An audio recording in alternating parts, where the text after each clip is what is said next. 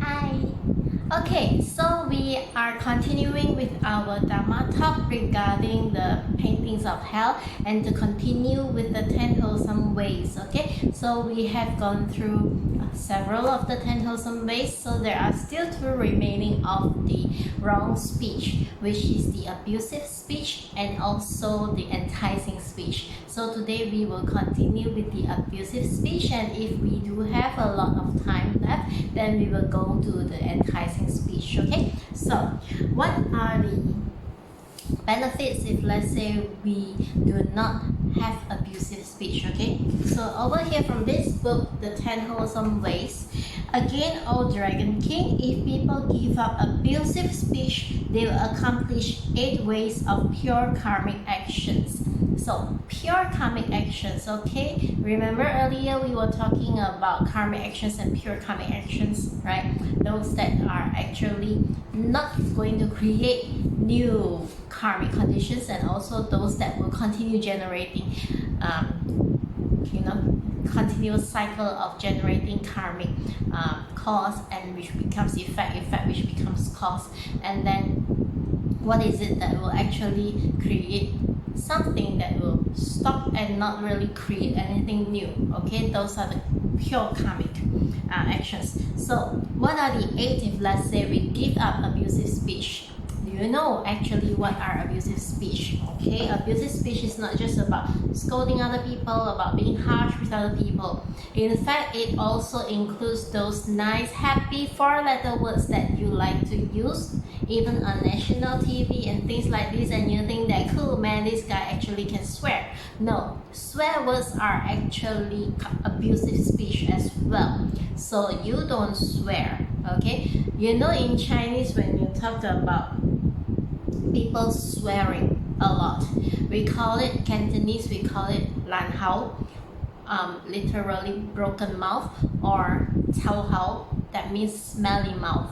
Okay, so those are considered abusive speech. So what are the benefits? Number 1, their speech is never ridiculous, always significant and reasonable.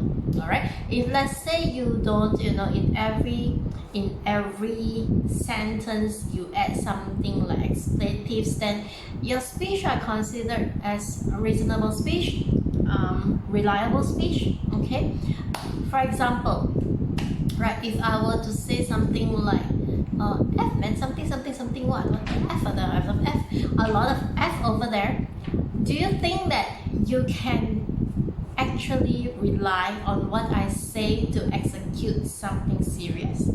No, right? You will think that I was actually just ranting and going about screaming at people and saying very unkind words about other people, So you just can't find the confidence in people when they speak with you with abusive speech. Okay, so to you it's like he's just talking. So a lot of times also, if you were to, especially in the Chinese language, right, if you every single sentence that you put in, you have several of the references of expletives, you can't take the person seriously. Okay, it's as if this person is continuously trying to say things to make people think that they are credible or incredible, make people think that they are extraordinary, but those expletives actually make them, they're just like that, so the speech that they say is not really significant, it just is a lot of expletives. Okay, so it will not carve the kind of memory for people to commit. Okay, so number 2, their speech is beneficial. So if let's say the things that you say are kind and without all those strange things, they are beneficial. Okay, you can be sarcastic, you can be really speaking brutal truth about things, and the speech is beneficial if you don't add any strange abusive language inside. Okay, because it is like you wake people up, even if it is a brutal speech, but it is not abusive. Okay, abusive is like you are discriminating against gender, against color, against race, against things that you think are inferior compared to something else which you think is superior, when in fact, when you look at the entirety of it, there is nothing inferior, nothing superior. Everything is actually equally the same. All right, even if you say that between the prince and the pauper, some will say that, oh, the prince is of course the almighty, the pauper is a pauper. But if you look at the life, the prince is confined to a kingdom and he cannot survive if, let's say, you throw him in the wild. Okay, but you look at a pauper, you can't put him into that big palace and then expect him to be able to run his life, the freedom of his life, the way that he is used to. Just like you can't ask somebody who has stayed in for most of their lives, trying to get used to hunting, get used to farming their own foods, get used to doing things by themselves, to go live in a palace where they don't need to do all these things. Everything is like hand delivered to them in silver plate or gold plate or whatever. It's just not the life, right? They're just not used to it, and it can get boring. So there is actually, everyone is just equal. At the end of the day, whether you're a prince or a pauper, a king or a miser, you are a king or a beggar, you still need to die. Okay, so there is nothing special about you, nothing special about me. We all this body, no matter how much you spend on it, no matter what you do to it, one day it expires. And when this day expires, you just can't hold on to it, right? So where is the need to be abusive? Just say things that are beneficial to others, say things that are good. There's no need to degrade anyone. There's no need to use any sophisticated words against other people. So make it be beneficial for you, for me, right? If you say things that are beneficial to other people, it will come back to you as it benefits you directly or indirectly, whether you realize it or not. Okay, so number 3, the speech is truthful and appropriate. Okay, just now I've said you just say it, okay, without the need to abuse other people, so it is truthful, right? You're telling the truth. It can be brutal, but it is still the truth, and it is appropriate to the time, to the situation, to the event. Okay, for example, let me set an example. You just don't go around, like, we just talk about couples. Okay, couples sometimes argue about their children. Okay, if let's say one party does not know how to take care of the kids, the other party sometimes will say that you whatever don't even know how to take care of the kid, and then a lot of abusive speech comes out of it, right? A lot of things that which later, when you sit down and cool down, you will feel that you have spoken too much, too soon, and without much thought, right? So there is a lot of times when a lot of couples, they will regret what they say, and so there is a lot of things that are just not necessarily true in those words as well. In fact, all expletives are not true. Okay, if you were to say things like in English, you have that F word, you have the MF word. Okay, how if you take it literally, you can't find any truth in those words. So let's make our life simple, simplify our category, just drop these words. Okay, you will sound so much better. The words that you say will be so much more efficient. So yeah, you get the idea. You don't need abusive speech in your life. Okay, this speech is wonderful and marvelous, right? Yeah, if let's say you drop all those abusive words, obviously what you say is very pleasing to the ear, even though it is a piercing truth. Okay, because you don't need to hear all those abuse, you don't need that kind of harassment. You only need to know, hey, what is the message inside this thing that you're talking about. At the end of the day, any form of verbal or non-verbal, written, non-written, digital, traditional, anything that is about words is just used to convey the message over to the other person. And in fact, if let's say you and the other person already have that kind of mutual understanding, right? Depends on how well acquainted you are, right? How close you are to each other. Sometimes you don't even need to talk. You don't even need to say a single word, right? For example, if you're to look at a couple, like, yeah, just me and my boyfriend, for example, we go out for food together, and then the moment he finish his food, or if he needs a tissue, he just put out his hand, like that. Then I will automatically understand that he's looking for tissue paper just by looking at him at the moment. He may be eating something very hot in a hot day, and we're both like sweating at the coffee shop or things like this, and then he suddenly gestures like that, and then I don't know, I just know that he needs tissue paper. Or maybe after he has finished his food and then he just put out his hand this way, I also know that he needs a tissue paper. No need for words, nothing abusive. It's just, you give him the tissue paper, he benefits using it, and you also don't need to hear any sorts of harassment or abuse. In fact, this should be the kind of conversation that people should have, right? Verbal, non-verbal cues.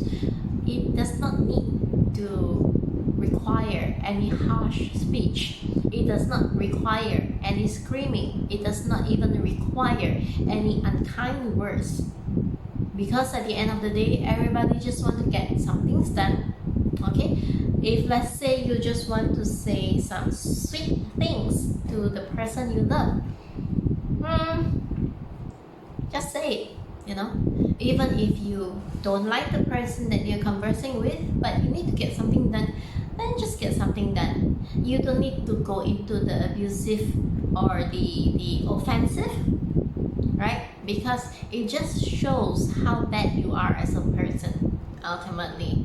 Because you may paint a very bad picture of a person, of how incompetent the person is, but other people are not seeing it like you do, because their experience is totally different. If this person is really competent, if this person is really able to do the job, okay, get things done, but you are saying really bad things, right? Things that degrade the person, abusive, and in a way, harassment. You very likely you add in slandering, right, from our previous video, right? So if you eliminate all that, your speech can be wonderful. It can be really beneficial. It's really pleasing to people. Okay, so the speech is accepted and abided by others. If you don't use abusive speech, you don't need to create that kind of fear in other people sometimes to get things done. Okay, it's not like, although sometimes you may think that I need to scream at the kids so that they will sit down and get something done. But when you scream, do you throw expletives at them? Why do you scream? You scream just to be louder than them. But have you ever tried? Okay, have you ever tried? When they are loud, you just sit there and you start talking, and suddenly they realize that you are talking, and they keep quiet and they start listening to you. Have you ever tried that? Right? So you don't need, seriously, you don't need to be abusive.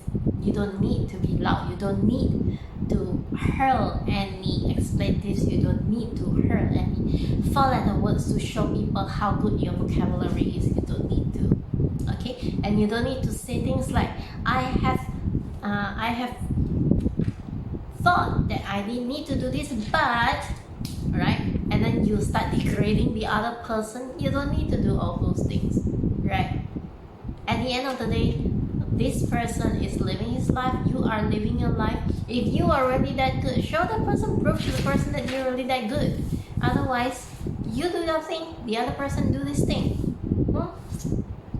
So people, when they see that you don't abuse your speech, you don't harass them in your words, they will listen. They will, in fact, if it is a really good suggestion, they will follow. Okay, mark my words, if it is a really good suggestion. Okay, because a lot of people now like to talk, but they don't think through what they are talking. So many times it is like you're throwing a lot of very bombastic words, you know, showing off vocabulary which may actually sometimes be wrong, but there is no point in it.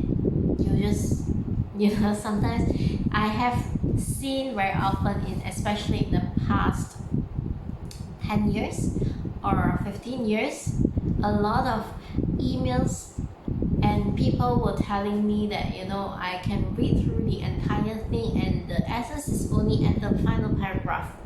Okay, so there's a lot of things telling about other people how bad they are and things like this, and a lot of jargons, a lot of things put in there, but the essence is only at the last paragraph. So along the way, many people had actually thought that, no, this is just nonsense, you know, we'll just look at the bottom part. What do you want? That's all that they want. Or maybe that one is still there is some point somewhere. There is also another category which, you know, throughout the entire thing, you don't know what is the point that they want to get across. Totally. So that is even worse. So try not to be that person, okay? If you have a point, just make it straight to the point. No need for any abuse, no need for any harassment, no need to point any fingers at anybody, no need to gaslight, no need to discredit, no need to dishonor anybody in the process. Okay? Make your speech short, direct to the point. If you can't make it sweet, that is just enough. Right? Get to the message, essence of the message. Okay? Then number 6, that speech is trustworthy. You don't need somebody who is going like F-bomb everywhere to let people think that I can be very real, I can be trusted. You don't need that. Your trustworthiness comes from you not using abusive speech, you not harassing other people, and you do not discredit, dishonor other people when you're talking, when you're writing, whether it's communication or non-communication, verbal or non-verbal or written, you know, it's just the message that you convey. You don't need abusive speech, right? To be known as trustworthy. In fact, you don't even have to tell people, I am trustworthy. You don't need to, because the way that you share your messages will actually let other people know whether you're trustworthy or not. Okay? The speech is not cynical. So, yeah. So it is something like a skill, but with a lot of, I will say that, sincerity, right? Because you don't create any doubt. When you are straightforward without using any abusive speech to degrade others, to harm others, to hurt other people's feelings, you don't create any form of cynical ideas in other people, or they don't form any cynical views against you. You're just you, and they can see that your points that you want to make across is valid, okay, if it is valid, and you just say it, without having to use extraordinary vocabulary, okay. And there's no need for abusive speech. The speech is loved and enjoyed by others. I have one encounter with a friend who, when we spoke for the first time, or maybe I can say that we texted for the first time, he used the word convenience to refer to the toilet. So it is actually the most I will say gentle, the most polite way to refer to the toilet, the washroom, the bathroom, whatever that you call that place. But to me, this is the only person who used the word convenience in a text like that.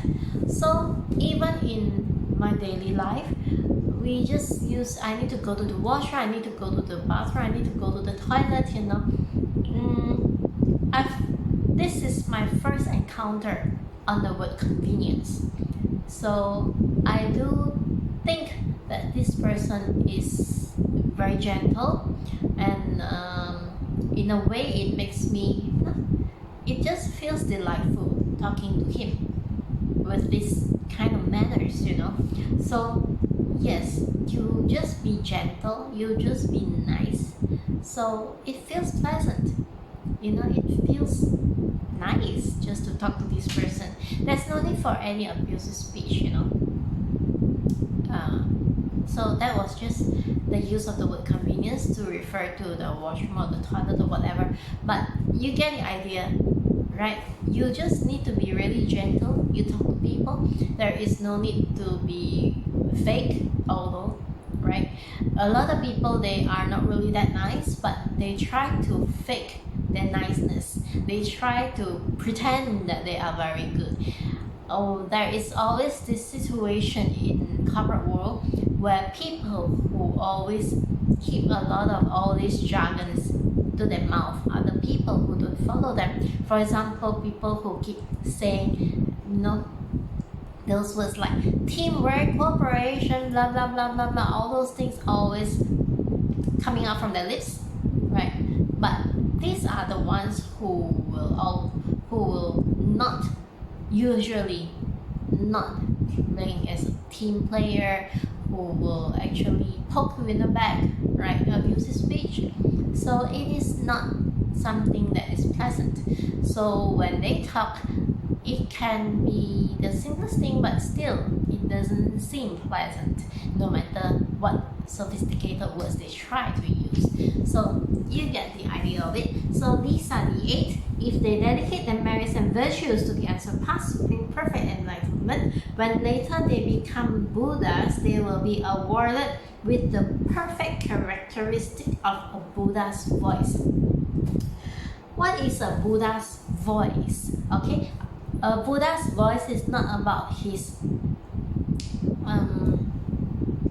nice deep voice, right? It's not about that. But a Buddha's voice is, if you were to look at the sutras, the Buddha, there was never a claim about which language the Buddha was saying or was using when he preached his Dhamma. But when he speaks, whatever language that is, okay, it is the language that people automatically understand, right? The doesn't matter what language he was saying. You can't find a single sutra that says that, okay, usually the sutras are like this. Thus have I heard, at one time the Buddha was at this particular venue with a retinue of how many of the Buddhas, of the Bodhisattvas or the bhikkhus and the bhikkhunis at this congregation, but you never hear the mention of any language. Okay, but he was traveling north to south, east, west, wherever, but there was no mention of what language he was using. If you look at the sutras now, did he use the Pali language? Was he using Sanskrit? Actually, there was not a single mention that we can think of. Okay, so if let's say he were using those languages, because when we look at the Theravada text, it is always the Pali Sutras, right? They're using the Pali language. So maybe, not sure. But does it mean that everybody understood the Pali language at that time? And what if there are so many people? Does everybody just understand one particular language? Impossible, right? There could be people coming from far away, because in the sutras it's always that this person came from far away, or he went far away. If you look at the Mahayana sutras, the Bhagavad sutras, he even went up to heaven. He went to so many other places. So what language was he speaking? Regardless of the language that he used to verbalize, all his audience actually understood. That is the most critical point of the Buddha's voice. This is the Buddha's voice. Okay, so the Buddha's language is not particular to any single language that we know of like today, but it is a universal truth voice. Okay, so when you become a Buddha, you avoid abusive speech in this lifetime. When you become a Buddha, you are endowed with this voice of the Buddha. People can just understand you. Alright, so okay, so we have completed on the abusive speech, not to have abusive speech, and I see that the time is like almost half an hour, so we will continue next round with the giving up of enticing speech. Right? Until then, I would like to request for a favor. Okay, not asking you to subscribe to my channel and liking this video and sharing it with people who will benefit from it. Although if let's say you do that, that will be really good. But to reflect on yourself. Okay, you can go through the past videos, from the no killing, no stealing, no sexual misconduct, no lying, no slandering, and now no abusive speech.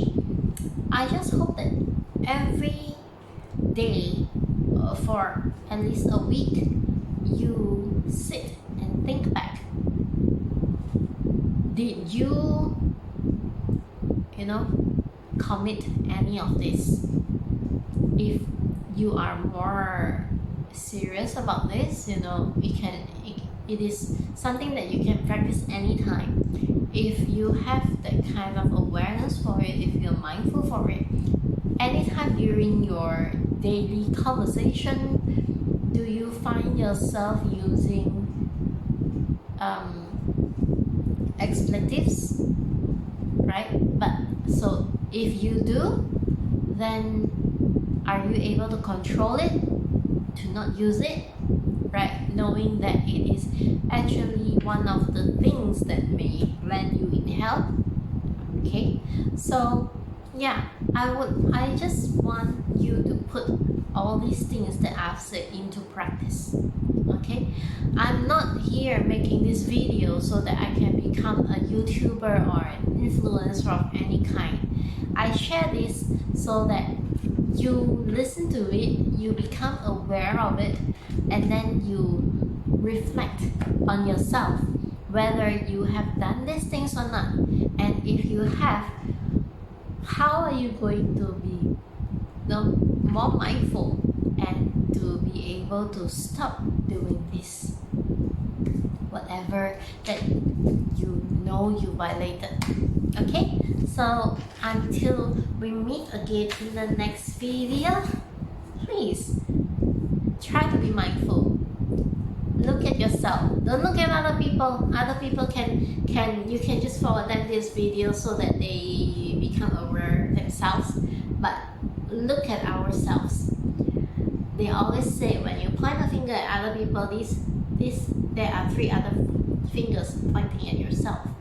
So okay, all the videos that I have given here, the Dhamma videos, please reflect. Don't just watch me for the sake of fun watching. I really want you to benefit from it. Okay? See you next time.